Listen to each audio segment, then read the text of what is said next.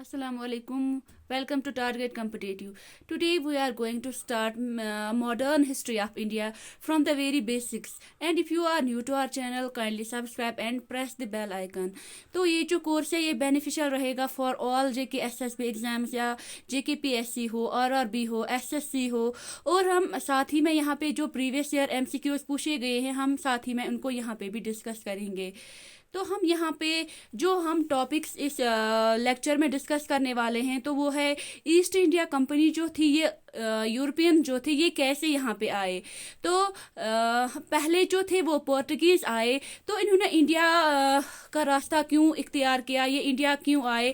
क्योंकि इंडिया में स्पाइसेस जो थे वो बहुत अच्छे दामों पे मिल जाते थे। ये इंडिया जो थी एंशंट टाइम्स में इनको क्या कहा जाता था, पुराने ज़माने में इंडिया को गोल्डन स्पैरो कहा जाता था। इन्होंने सोचा कि हम वहाँ पे जाएंगे, ट्रेड करेंगे, अपनी इकोनॉमी बढ़ाएंगे। तो बाद में जो इन्होंने जो रूट लिया वो था सी रूट। ये सी से जो भी ये यूरोपियंस थे, चाहे पोर्टुगीज हो, डच हो, इंग्लिश हो, ये कहाँ से आए, ये सी इन्होंने सी रूट लिया। तो हम यहाँ पे देखेंगे कि पोर्टुगीज जो थे ये यहाँ से आए, सी से आए, अटलांटिक ओशियन से यहाँ से आए, केप ऑफ गुड होप पे पहुँचे और बाद में यहाँ पे इंडिया में पहुँच गए। तो ये जो पोर्टुगीज थे ये क्यों आए थे इंडिया? देखिए, इंडिया के अंदर बहुत सारे अलग अलग एरिया से बिजनेस जितने भी लोग करते थे वो एंट्री करना स्टार्ट करते थे। क्यों इन्होंने एंट्री स्टार्ट की? क्योंकि वो अपनी जगह पे बिजनेस नहीं कर पाते थे या उनको फ़ायदा नहीं हो रहा होता। तो अलग अलग जगह से जो लोग बिजनेस अपनी जगह पे नहीं कर पा रहे थे वो इन्होंने क्या किया, ये नई नई जगहें अलग अलग जगह पे पहुंच जाते हैं और क्या करते हैं, यहाँ पे बिजनेस स्टार्ट करते हैं। तो इंडिया के साथ एक ख़ास बात थी कि इंडिया में स्पाइसेस बहुत ज़्यादा अच्छे और सस्ते रेट में मिल जाते थे। तो जो भी बाहर की कंट्री से आने वाले लोग थे इन लोगों को मसालों में बड़ा ही इंटरेस्ट था। तो सबसे पहले जो इंडिया में एंट्री करते थे वो जिन्होंने इंडिया में एंट्री की वो कौन थे? वो पुर्तगाल से थे, मतलब पोर्टुगीज थे। तो यहाँ से पुर्तगाल से एक शिप आया, उसमें एक आदमी था, एक बंदा था जिसका नाम था वास्को डा गामा। ये रास्ता ढूंढता हुआ निकल गया और साउथ इंडिया में पहुंच गया क्योंकि ऑलरेडी इसने एक लंबा रास्ता ट्रैवल किया था। तो जिस जगह पे ये एंट्री करता है तो वो जगह थी कैलीकट। और कैलीकट में क्या था कि उस वक्त एक हिंदू किंग का कंट्रोल था जिसका नाम था जमोरियन। तो ये बाद में जमोरियन को मिलता है कैलीकट के अंदर। तो आपको ये पता होना चाहिए कि पोर्टुगीज जो थे इन्होंने इंडिया का रास्ता क्यों इख्तियार किया, ये इंडिया ढूंढते ढूंढते क्यों यहाँ पे आ गए थे। क्योंकि पुर्तगाल जो था ये पहले इटली के साथ बिजनेस करते थे, बाद में इनके कुछ पंगे हो गए। ये आपको पता होनी चाहिए कि बेसिक्स क्या है इनके। पोर्टुगीज इनका किन के साथ पहले बिजनेस था, ये क्यों इंडिया आए, ये आपको सारा क्लियर होना चाहिए। तो पहले जब इनके साथ इटली के साथ ये बिजनेस करते थे, इनके कुछ पंगे हो गए। ये ओटोमन एम्पायर के साथ भी बिजनेस करते थे, उन्होंने भी मना किया, रास्ता ब्लॉक किया, जिसको कॉन्स्टेंटिनोपल कहा जाता है, जो लैंड ब्रिज है कनेक्टिंग यूरोप विद एशिया, जो आज टर्की में है, तो ये भी इन्होंने बंद किया। अब इनके लिए कोई जगह होनी चाहिए थी जहां पे ये ट्रेड करते। तो क्या हुआ, ये ढूंढते ढूंढते इंडिया पहुंच गए वास्को डा गामा। इससे पहले भी बहुत पोर्टुगीज आए थे। 1487 में बार्थोलोमो डियाज, ये भी पुर्तगाल से आया था। ये ही rounded cape of good hope यानी कि टिप ऑफ अफ्रीका। पहले इसका नाम था स्टॉर्मी के, बाद में इसने इसका नाम रखा था गुड होप। 1492 में एक और बंदा आ गया था, क्रिस्टोफर कोलंबस। इसको स्पेन ने सेंड किया था। इसने क्या किया, he discovered America in place of India. उसको लगा था ये इंडिया है, मैं इंडिया में पहुंच गया हूं, लेकिन ये कहाँ पे पहुंच गया था? अमेरिका में। तो फिर क्या हुआ कि वास्को डा गामा जो थे ये इंडिया पहली बार आए थे 17 मई 1498 में। कहाँ पे पहुंच गए? कैलीकट में। वहाँ पे कौन किंग था? जमोरियन, हिंदू किंग था। तो इसने सेकंड विजिट की थी 1502 में। ये इंपॉर्टेंट है यहाँ पे क्योंकि केएस में ये क्वेश्चन पूछा गया है कि ये जो वास्को डा गामा थे ये इंडिया में कितनी बार आया है और डेट क्या क्या थी। नेविगेटर इसके साथ था, जो शिप चलाने वाला बंदा था इसको, उसका नाम था अब्दुल माजिद और रिसीव किया उसको जमोरिन जो हिंदू किंग था। तो फिर क्या हुआ, ये वापस चला गया वहाँ पे 1501 में इन्होंने क्या किया, अपना एक ट्रेडिंग सेंटर बनाया, अपना एक हेडक्वार्टर बनाया, यानी कोचीन में, कोचीन जहाँ पे ये पहले पहुँच गया था। तो हाँ, कोचीन एक जगह है साउथ इंडिया में, इन्होंने वहाँ पे एक अपना ट्रेडिंग सेंटर बनाया, सोचा कि अब हम यहीं से ट्रेड करेंगे। पोर्तुगीज ने क्या किया, याद रखेंगे आप, पोर्तुगीज ने क्या किया, अपनी ताकत बढ़ाने के लिए, अपनी स्ट्रेंथ बढ़ाने के लिए पोर्तुगीज ने गवर्नर्स अपॉइंट करना स्टार्ट किया। तो पहला इन्होंने सोचा कि अब हम गवर्नर्स के थ्रू यहाँ पे अपना ट्रेड फैलाएंगे, एक्सपेंशन करेंगे। तो पहला जो गवर्नर था तो वो था फ्रेंचाइज डी अल्मीडा। इसका टेन्योर है 1505 से 1509 तक। ये फर्स्ट पुर्तगाल गवर्नर था। इसने क्या किया, एस्टैब्लिश्ड गुड नेवल कंट्रोल। इसी के टेन्योर में क्या हुआ, battle of naval and Diu लड़ा गया इसी के ही टेन्योर में। और फिर क्या हुआ, इसके बाद एक दूसरा बंदा आया, दूसरा गवर्नर आया, वो था अल्फांसो द एल्बुकर्क 1509 में। इसने क्या किया, गोवा को कैप्चर किया। कहाँ से, from the local Raja of Bijapur. इसने लड़ा वहाँ पे, एक बीजापुर का जो रूलर था इसके साथ इसने लड़ाई की और गोवा को कैप्चर किया 1510 में। और इसी को जब इसने एक्सपेंशन किया, गोवा को जीता, तो इसी के लिए इसको अल्फांसो डी एल्बुकर्क को क्या माना जाता है, real founder of Portugal in India. ये इंपॉर्टेंट है। और क्या हुआ कि परमानेंट सेटलमेंट्स के लिए इसने क्या किया, मैरिज सिस्टम इन्होंने अपना लिया क्रिश्चियनिटी को बढ़ाने के लिए, क्योंकि जब ये शादियां करवा रहे थे तो ओवेस्टली वो फिर दूसरे रिलीजन में कन्वर्ट होते थे। ये ट्रेड के साथ साथ ये क्या करते थे, क्रिश्चियनिटी को बढ़ा रहे थे, अपने रिलीजन को फैला रहे थे।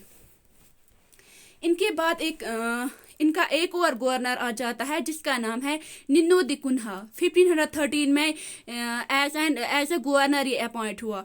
तो पहला ही काम इसने क्या किया, इनका जो हेडक्वार्टर था, जो पहले इन्होंने 1501 में अपना एक हेडक्वार्टर रखा था कोचीन, तो इसने इसको शिफ्ट किया गोवा, क्योंकि हमने देखा कि गोवा अब इनके अंडर आ गया था, गोवा को इन्होंने कब्जा लिया था। इसने क्या किया, कोचीन से गोवा तक अपना ये जो हेडक्वार्टर था इसको शिफ्ट किया। तो बाद में यही एक मेन रीजन बन गया था इनके डिक्लाइन, इनके जवाल के लिए। इन्होंने क्या किया, दमन एंड दीव को भी एक्वायर किया 1559 में। और इसके साथ क्या हुआ, इनका पावर जो था वो कम होने लगा, इनका जवाल आने लगा 16th सेंचुरी में। आगे देखेंगे 1631 में क्या हुआ, इन्होंने एक जगह जीत रखी थी जिसका नाम था हुगली। ये कैसे आए, क्या क्या इन्होंने किया, कैसे यहाँ से चले गए, डिक्लाइन इनका जवाल कैसे हुआ, ये देख रहे हैं हम।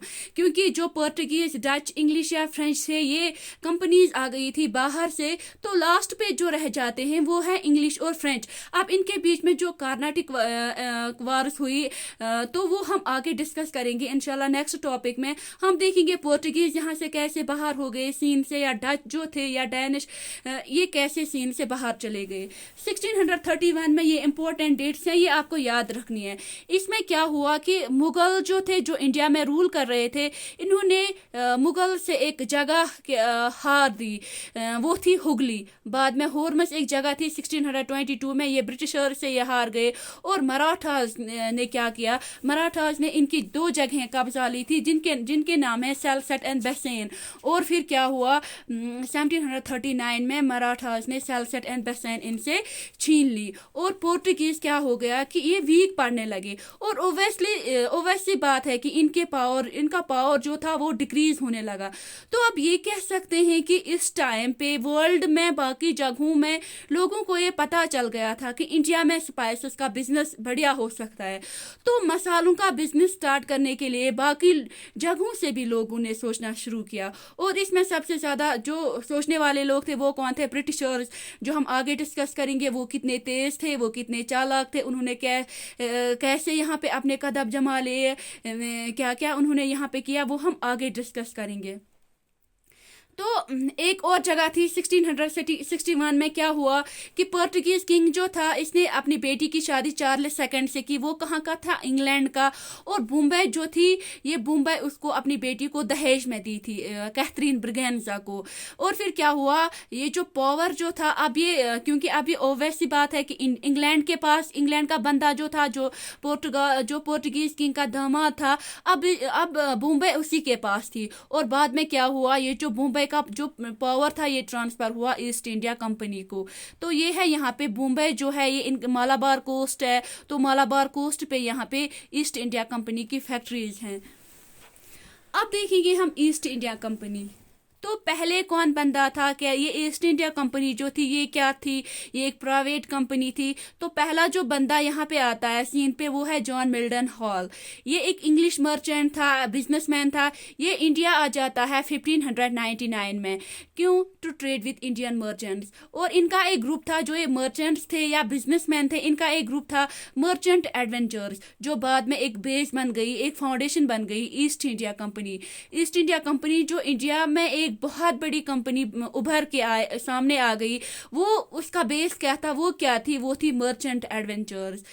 क्वीन एलिजाबेथ फर्स्ट जो थी, इसने क्या किया, इनको एक चार्टर दिया, फरमान दिया कि आप क्या कर सकते हो, आप जा सकते हो, आप ट्रेड कर सकते हो। इनको ट्रेड मोनोपोली दी 31 दिसंबर 1600 कि आप ईस्ट में जाके ट्रेड कर सकते हैं फॉर 15 ईयर्स। फिर जब ये यहाँ पे आए तो क्या हुआ कि 1608 में कंपनी ने डिसाइड किया कि हम सूरत में अपनी एक फैक्ट्री खोलेंगे। तो इसके लिए इन्होंने क्या किया, कैप्टन हॉकिंस इनका एक बंदा था, इसको इन्होंने क्या किया, जहांगीर के कोर्ट में भेज दिया परमिशन लेने के लिए। तो कैप्टन हॉकिन जो थे, क्योंकि हमने देखा कि इन्होंने सी रूट लिया था, ये सी से आते जाते थे, तो ये एक शिप में आ गया था, उसका नाम था हेक्टर। ये केबीसी में एक बार क्वेश्चन पूछा गया है कि कैप्टन हॉकिन जो थे वो जिस शिप में आए थे उस शिप का नाम क्या था, तो उस शिप का नाम था हेक्टर। तो इसको जहांगीर के कोर्ट में परमिशन के लिए भेज दिया गया था। बाद में 1613 में जहांगीर ने इनको फरमान दिया था, रॉयल फरमान दिया था कि आप सूरत में अपनी फैक्ट्री खोल सकते हो। और फिर बाद में क्या हुआ, 1615 में इन्होंने अपना एक दूसरा बंदा भेज दिया ईस्ट इंडिया कंपनी ने, जिसका नाम था थॉमस रो। इसको जेम्स फर्स्ट ने भेजा था, थॉमस रो को, to the court of Jahangir. और जो ये थॉमस रो था ये बन गया था फर्स्ट ब्रांड एम्बेसडर। और जहांगीर ने क्या किया, जहांगीर ने इनको परमिशन दिया, रॉयल फरमान दिया कि आप इंडिया के किसी भी पार्ट में, हर किसी पार्ट में अपनी फैक्ट्रियां खोल सकते हैं। कहाँ कहाँ के पे इन्होंने फिर फैक्ट्रीज खोली, सूरत, अहमदाबाद, गोवा, या ये 3 जगहों पे इन्होंने फैक्ट्रीज खोली। 1613 में मसूलीपट्टनम में इन्होंने 1611 में खोली, आर्मा गांव में इन्होंने 1626। और बॉम्बे तो हमने ऑलरेडी डिस्कस किया है, बॉम्बे इन्होंने चार्ल्स सेकंड से ली थी ऑन लीज, जिसके लिए इनको 10 पाउंड्स एनुअली देने पड़ते थे। और इन्होंने फिर क्या किया, इन्होंने बॉम्बे एज अ हेडक्वार्टर बना लिया इंस्टेड ऑफ सूरत, क्योंकि सूरत जो था वो, बॉम्बे जो थी वो नज़दीक पड़ जाता था, और सूरत जो था वो इन्होंने अपना हेडक्वार्टर सूरत से यहाँ पे ट्रांसफ़र किया बॉम्बे की तरफ। लेटर बॉम्बे जो थी उसको फोर्टिफाइड किया चार्ल्स बून ने 1720 को। 1633 में क्या किया, इन्होंने हरिहरपुर में फैक्ट्री बनाई, ओडिशा, पटना में, और जो बाकी पार्ट्स थे बंगाल के, क्योंकि एक बंगाल बहुत बड़ा प्रोविंस था, रिच एरिया था, वहाँ पे भी इन्होंने अपनी फैक्ट्रीज खोली। 1689 में देखिए, हम यहाँ पे कुछ डेट्स डिस्कस करते हैं, 1633 हो चाहे 1689 हो, 98 हो, हम यहाँ पे कुछ डेट्स डिस्कस करते हैं, क्योंकि इन डेट्स में कुछ इंपॉर्टेंट कुछ चीज़ हुई है। तो ये डेट्स आपको याद रखनी है कि 1689 में क्या हुआ, 33 में क्या हुआ, 26 में कहाँ पे इन्होंने फैक्ट्री इस्टेब्लिश की। ये कुछ डेट्स हैं, हम यहाँ पे डेट वाइज, डेट के हिसाब से चलते हैं, तो यह आपको यहाँ पे अच्छे से पता होना चाहिए। 1689 में क्या हुआ, इंग्लिश ने क्या किया, एक बंदा था जोसेफ चाइल्ड, इसने क्या किया, मुगल्स की आर्मी को, यहाँ पे 2 मुगल शिप्स यहाँ पे मच नहीं है, यहाँ पे मुगल है। इसने क्या किया, 2 मुगल शिप्स को कैप्चर किया। औरंगजेब तो मुगल्स का बादशाह था, इसने सोचा कि ये तो बाहर से लोग आए हैं, हम यहाँ पे ही हैं, इंडिया तो हमारा है और ये हमारी ही जगह पे हमसे ही ये आंखें लड़ा रहे हैं, हमारी ही जगह पे हमसे हमारी ही चीज़ें छीन रहे हैं। तो बहुत ज़्यादा गुस्सा आया औरंगजेब को। उसने क्या किया, sent army to block Mumbai के इनके जो ये रास्ते थे इनको ब्लॉक किया। इनकी जो फैक्ट्रीज थी सूरत में, विशाखापट्टनम या मसूलीपट्टनम, ये जो जगह थी इनको सीज किया। अब तो ये जो इंग्लिशमैन थे इनको ये तो परेशान हो गए कि हमने अब औरंगजेब से पंगा लिया है, क्या कर सकते हैं, क्योंकि इनकी जो पॉलिसीज थी वो बहुत ज़्यादा ये ज़्यादा चालाक थे, तेज थे, ये हमने ऑलरेडी डिस्कस किया है।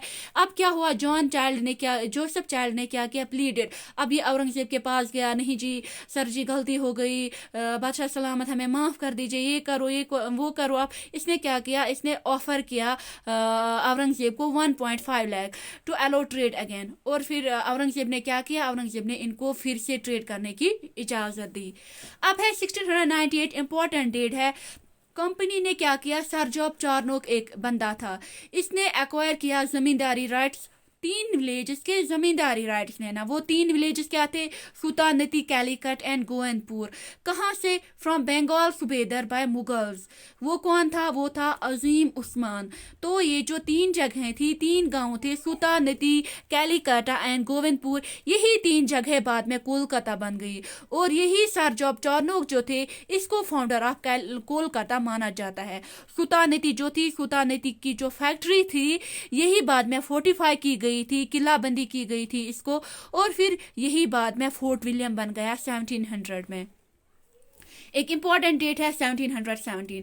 देखिए जब 1709 में औरंगजेब की डेथ हो गई तो औरंगजेब के बाद जो मुगल रूलर्स आए उनको हम लेटर मुगल्स कहते हैं। जो लेटर मुगल्स थे वो उतने स्ट्रांग नहीं थे, उतने वो पावरफुल नहीं थे जितने वो पहले वाले मुगल्स थे, चाहे बाबर, हुमायूं, अकबर, शाहजहां या बाकी जो रूलर्स थे, वो जितने तेज थे, जितने वो पावरफुल थे, जितनी अच्छी वो अपनी जितने अच्छे से वो एक्सपेंशन कर रहे थे, इतने ये नहीं थे। ये जो लेटर मुगल्स थे ये वो कुछ जैसे हम कह सकते हैं कुछ नालायक जैसे लीडर्स थे। 1717 में क्या हुआ कि फारूक सियार बीमार पड़ गया और इसको किसने ठीक किया, डॉक्टर विलियम हैमिल्टन ने। तो फारूक सियार बड़ा खुश हुआ कि शायद मैं तो मरने वाला था, अब मैं क्या करूँगा, डॉक्टर विलियम हैमिल्टन को क्या करूँगा, मैं इनको कुछ इनाम दूंगा यहाँ से। इसने क्या किया, he give permission for duty free trade. इनको एक ड्यूटी फ्री ट्रेड परमिशन दिया कि आप कहीं पे भी ये ट्रेड कर सकते हो, आपको कोई टैक्स नहीं देना पड़ेगा, आप टैक्स फ्री ट्रेड कर सकते हो इन होल मुगल एम्पायर। तो बाद में हम देख सकते हैं कि जो फिर बैटल ऑफ प्लासी हुआ, बैटल ऑफ बक्सर हुआ, ये उसके लिए एक बेस बन गई थी। अब उसके लिए ग्राउंड प्रिपेयर हो रहे थे, वो हम आगे इंशाल्लाह अच्छे से डिस्कस करेंगे। अब ये जो ड्यूटी फ्री ट्रेड इनको मिल रहा था होल मुगल एम्पायर में, जमींदारी राइट्स इनको मिल रही थी, तो बाद में क्या हुआ, ये एक बेस बन जाती है जो बाद में ये बैटल्स यहाँ पे हो गए थे। अब देखेंगे हम इनका सिस्टम कैसा था ईस्ट इंडिया कंपनी का। देखिए ये जो ईस्ट इंडिया कंपनी थी ये एक प्राइवेट कंपनी थी, जैसे हम फ्रेंच आगे डिस्कस करेंगे वो गवर्नमेंट कंपनी थी, लेकिन ईस्ट इंडिया कंपनी जो थी, इंग्लिश ईस्ट इंडिया कंपनी, ये एक प्राइवेट कंपनी थी। और इसकी मैन अथॉरिटी जो थी was in court of directors in London, यानी कि मैन बॉडी ऑफ कंपनी। और जो इनके सब ऑर्डिनेट बॉडी जो थी वो मुख्तलिफ मुल्कों में ट्रेड कर रहे थे, और इसमें no non member was allowed to trade in east. जो ईस्ट में थे इनको जो ईस्ट था यानी कि इंडिया था, यहाँ पे इनको अलाउ नहीं किया जाता था ट्रेड करने को। लेकिन कुछ इंग्लिशमैन जो थे, ये इंग्लैंड के ये जो कुछ बंदे थे ये कर रहे थे ट्रेड। और जो कंपनी थी ये इनको कंपनी ने इनको नाम दिया interlopers, means who was not a member इसके। फिर क्या हुआ, 1694 में ब्रिटिश पार्लियामेंट ने एक लॉ पास किया जिसका मतलब ये था कि इंग्लैंड के जो भी सिटीजन्स हैं उनको इक्वल राइट्स दिए जाते हैं, इनको इक्वल राइट्स हैं कि ये ट्रेड कर सकते हैं ईस्ट में। क्योंकि हमने ऑलरेडी देखा कि कुछ ही बंदों को यहाँ पे ट्रेड मोनोपोली दी गई थी, कुछ ही बंदे यहाँ पे ट्रेड कर सकते हैं। लेकिन 1694 में एक अलग बात हुई कि ब्रिटिश पार्लियामेंट ने लॉ पास किया कि कोई भी बंदा अब ईस्ट में ट्रेड कर सकता है। इससे क्या हुआ, जो पुरानी कंपनी थी जो ऑलरेडी ऑलरेडी इंडिया में ट्रेड कर रही थी, समझना आप मेरी बात, जो ऑलरेडी यहाँ पे ट्रेड कर रही थी, अब जो नए बंदे आने वाले थे यहाँ पे जो ट्रेड कर रहे थे, इनके बीच में कुछ पंगे हो गए, राइवलरी, दुश्मनी हो गई, और उन्हें जो पुराने वाले थे इन्होंने रिफ्यूज किया, इनकार किया कि हम इनके साथ अपना ट्रेड शेयर नहीं करेंगे, जिसकी वजह से इनमें बहुत ज़्यादा कॉन्फ्लिक्ट हुए। लेकिन बाद में क्या हुआ, ये कंपनी जो थी ये दे ज्वाइनड हैंड्स टुगेदर और 1708 में, और आगे ये यहाँ पे ट्रेड करते हैं। अब देखेंगे Dutch East India company. Dutch जो थी नीदरलैंड, हॉलैंड जिसको कह सकते हैं, तो यहाँ से भी कुछ बंदे आ गए थे इंडिया में ट्रेड करने के लिए।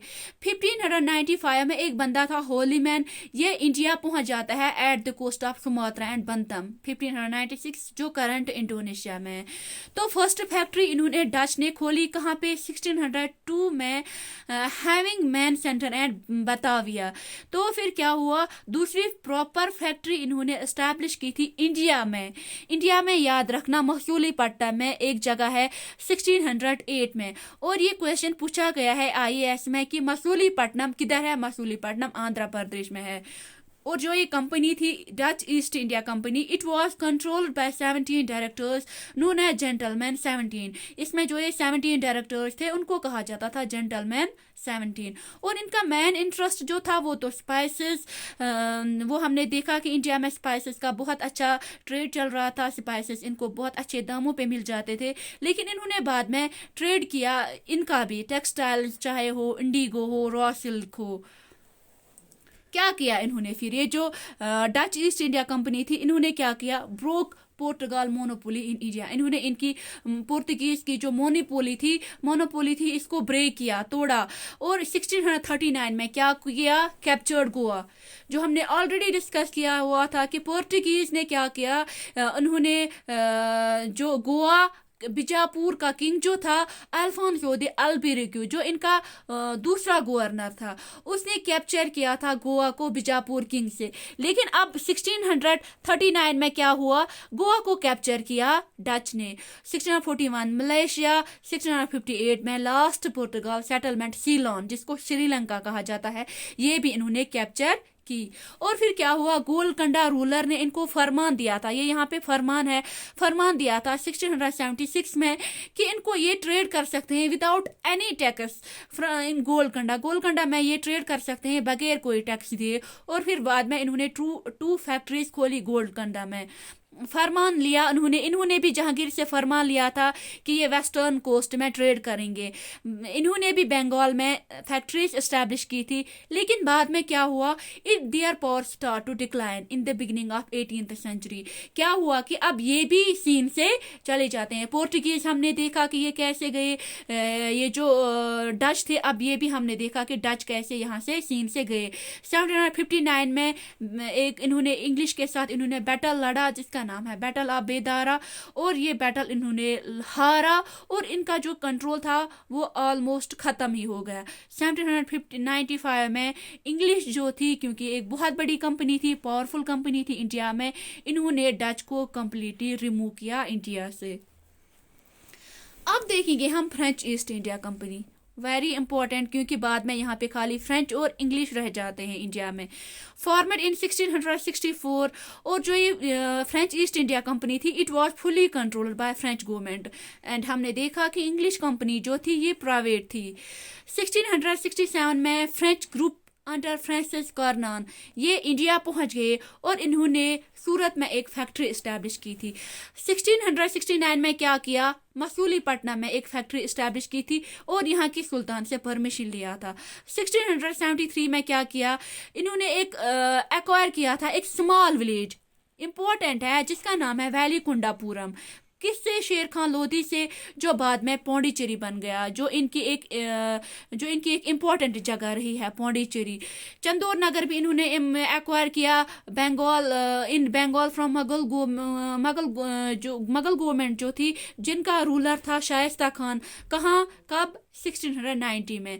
और इन्होंने क्या किया, जब इन्होंने पौंडीचेरी एक्वायर की थी, पौंडीचेरी इनके कब्जे में आ गई थी, तो इन्होंने पौंडीचेरी को अपना हेडक्वार्टर बना लिया था।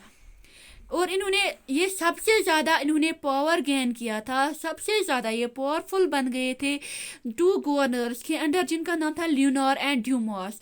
कब? 1720 से 1742 तक। इन 22 ईयर्स में ये बहुत ज़्यादा पावरफुल बन गए थे, यानी कि बहुत जगहें जीती थी, जगहें कब्जा रहे थे, इनका ट्रेड अच्छे से चल रहा था।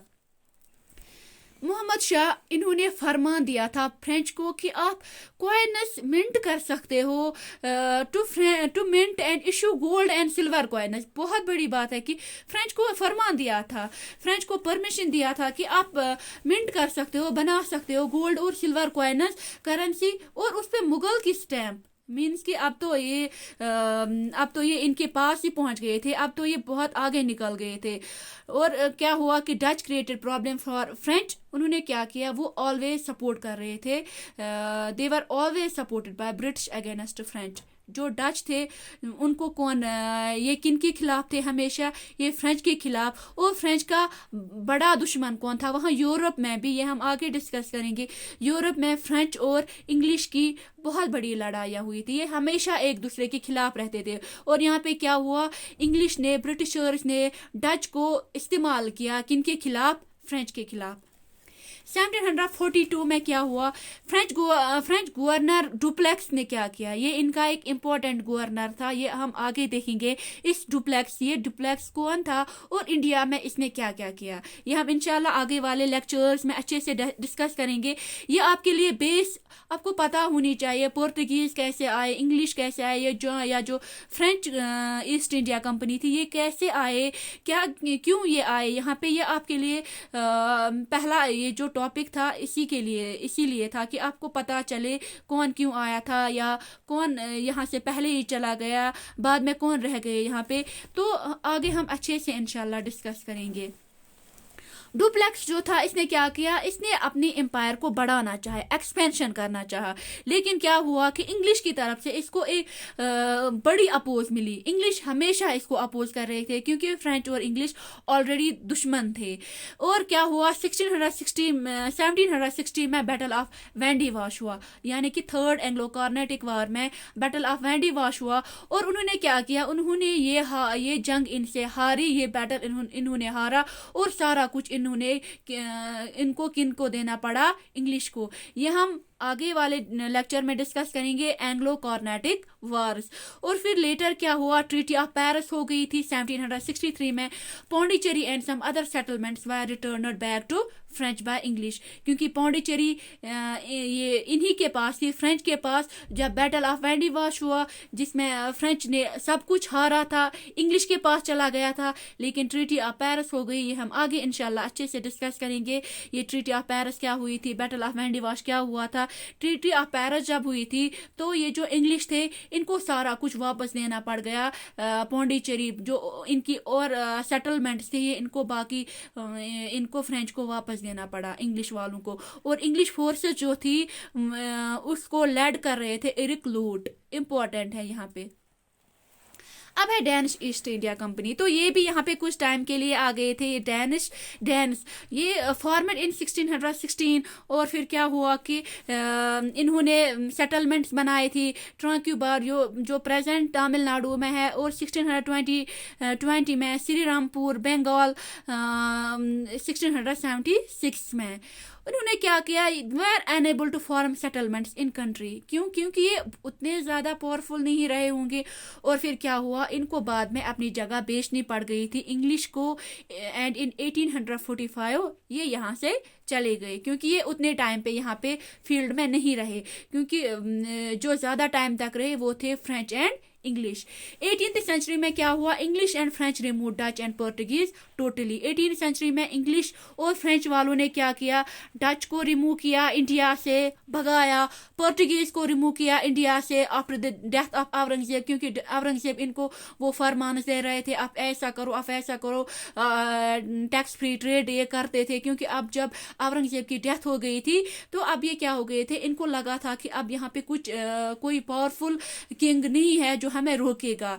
इन्होंने क्या किया, डच और पोर्टुगीज को यहाँ से निकाल बाहर फेंका और they started interfering into the political system of India. ये हम आगे डिस्कस करेंगे। तो ये था हमारा आज का बेसिक टॉपिक। इंशाल्लाह हम आगे डिस्कस करने वाले हैं जो इनके बीच में वॉर्स हो गई थी, कैसे फ्रेंच यहाँ से रिमूव किया गया, कैसे फिर इन्होंने यहाँ पे अपने कदम जमा लिए और इन्होंने फिर कैसे पॉलिटिकल सिस्टम ऑफ इंडिया में इन्होंने इंटरफियर किया। होप आपको समझ में आया होगा। मिलते हैं हमारे अगले लेक्चर में। टिल देन अल्लाह हाफिज।